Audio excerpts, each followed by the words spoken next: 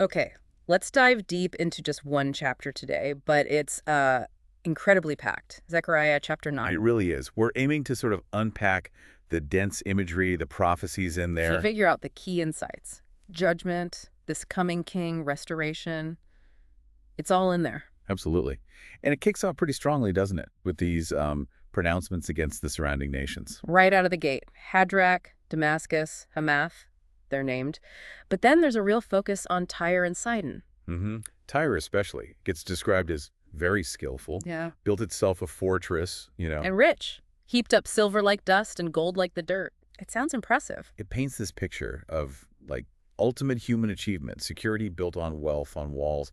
They must have felt untouchable. Yeah, you get that sense. But I think the insight there is pretty stark. Yeah. No amount of that earthly power holds up against divine judgment. Exactly, because right after describing all that strength, the prophecy just flips it. The Lord will take away her possessions, destroy her sea power. And she'll be consumed by fire.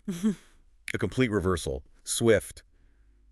Total. And that's not all. The judgment kind of spreads, doesn't it, to the Philistine cities. It does. You get this ripple effect. Ashkelon, terrified.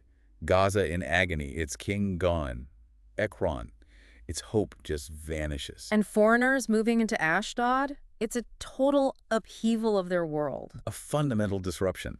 But crucially, the chapter doesn't just leave us there in the rubble. No, after laying all that out, the focus shifts. Pretty dramatically, actually. It really pivots.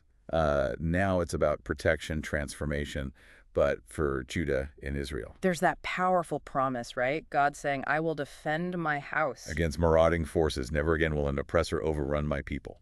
For now, I am keeping watch. That feels like such a strong statement of security, divine security. It is. And then, maybe the most surprising part is what happens to the remnant of the Philistines. Oh, right. That's a fascinating. It says they'll cut off their pride, stop forbidden practices. And more than that, they'll belong to our God, become leaders in Judah.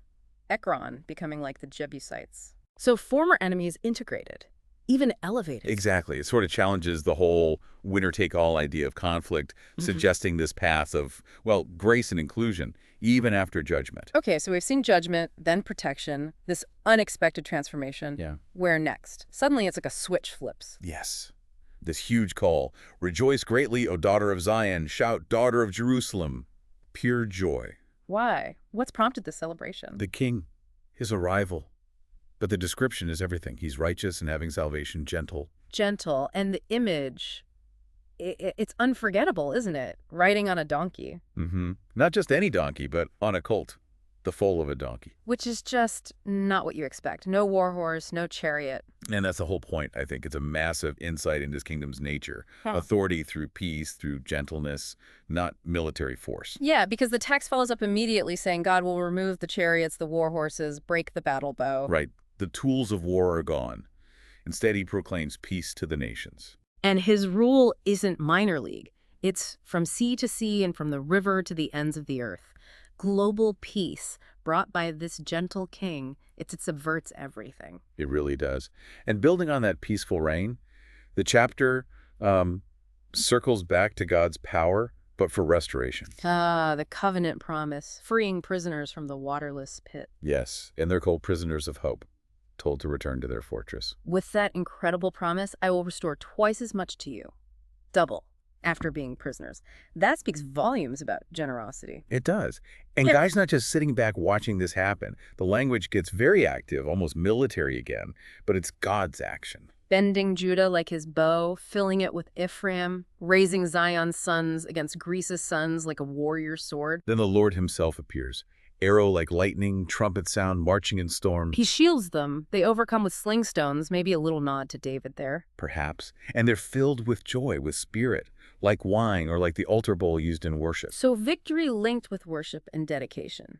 Exactly. And the ultimate promise for that day is salvation. They'll sparkle in his land like jewels.